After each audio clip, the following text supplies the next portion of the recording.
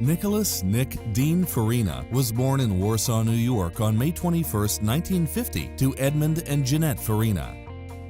Ed moved the family to Umatilla, Florida in the early 1950s to help his father in their citrus caretaking business. Nick grew up helping his father and started in the industry operating a sprayer for Golden Gem growers during the summer while in high school. With a strong work ethic he learned from his father, he quickly picked up on grove care proficiencies, and by the time he graduated from Umatilla High School, he was managing some small groves of his own. While at high school, he also developed a love of music and was a member of the band the Berkeley Five under Boss Records, which actually opened for the band The Tropics in 1966. He started his own business in 1967 with the help of his childhood sweetheart Sharon, whom he married in 1974.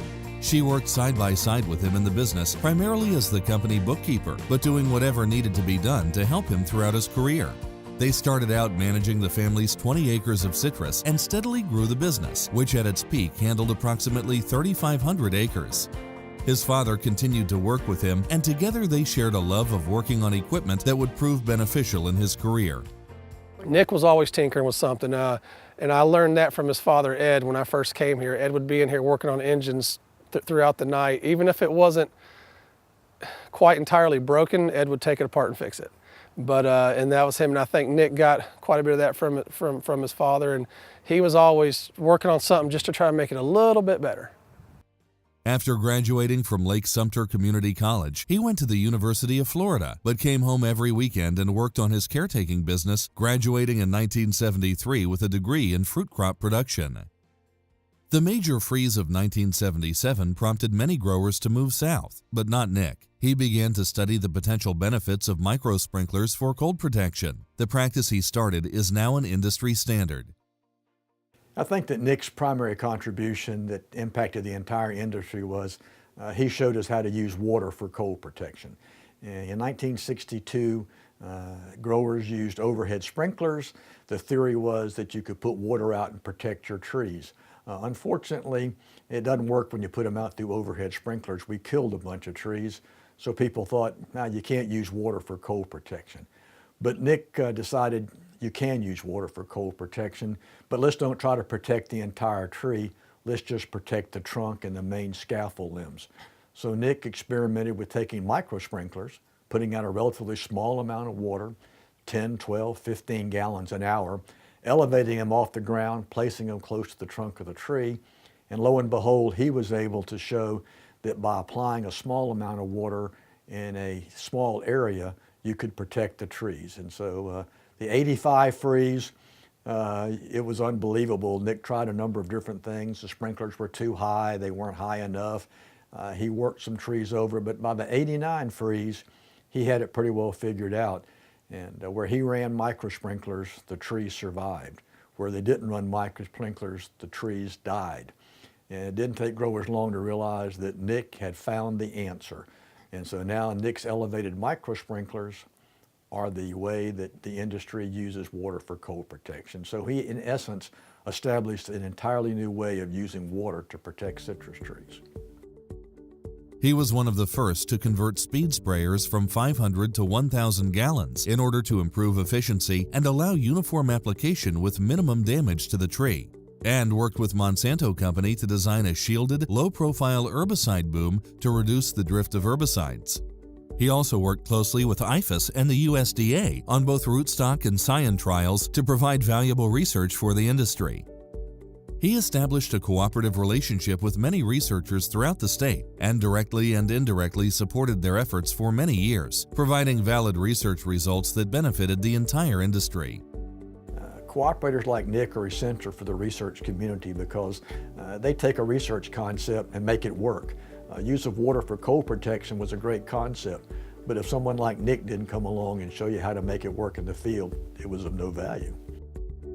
Nick was a long-term planner and thinker. After nearly 30 years of running a grove care and harvesting company, he had prepared carefully for his next step, cutting out the middleman and opening his own packing house, which he called Sensational Citrus. As other packing houses in the area were closing down, he attended auctions and acquired equipment for his dream, piece by piece, and when he had finally bought everything he needed, it fit perfectly into the space he was converting. he had the vision of what he wanted to do, and he knew exactly what it was, and not a lot of people could understand what he could see. He just knew what the final product was way before he started really doing a lot of things. So he started going around and collecting all these random pieces of equipment that were outdated or from another line, and he started sort of storing them all over the place, and it didn't make sense. And then sure enough, after years of working on it and putting all those pieces together, it came to be just an absolutely great little packing line. And he had already had it all figured out, even though nobody else could see it. He definitely could.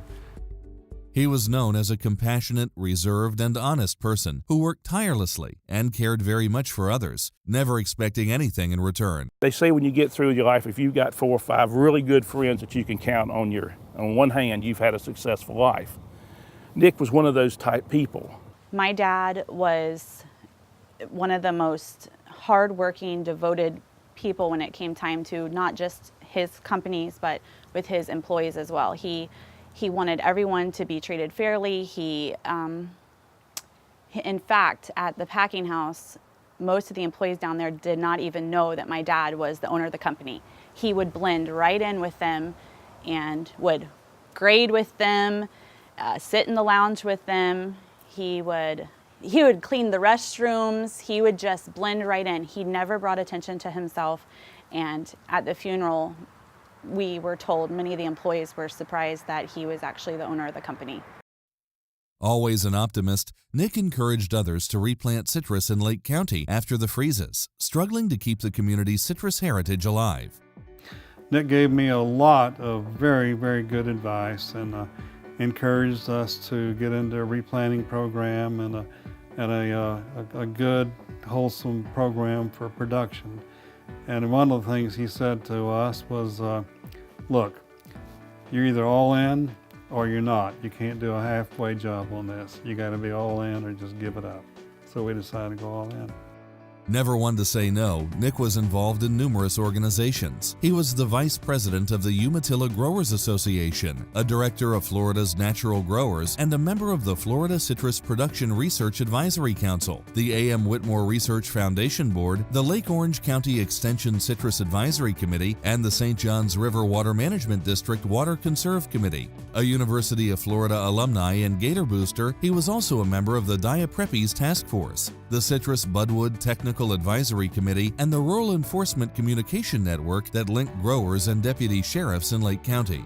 In addition, he was a valuable resource to the news media as an industry representative, providing an informed grower's standpoint to the general public whenever necessary, even though his preference was to stay behind the scenes. A true friend and family man, Nick was always there for both. My dad lived and breathed citrus. It was his passion, it was his life. He thought about it day and night. He was very devoted to the industry. He was very unselfish. That's the key word with Nick. Unselfish, hardworking, getting the job done. A lot of us would not be here and still be in the citrus industry if it hadn't been for Nick Faryna. He's just a remarkable person. It's biased, I know, but he truly was just one of a kind, just a good human being. Ladies and gentlemen, please welcome Nick Faryna as the newest member of the Florida Citrus Hall of Fame.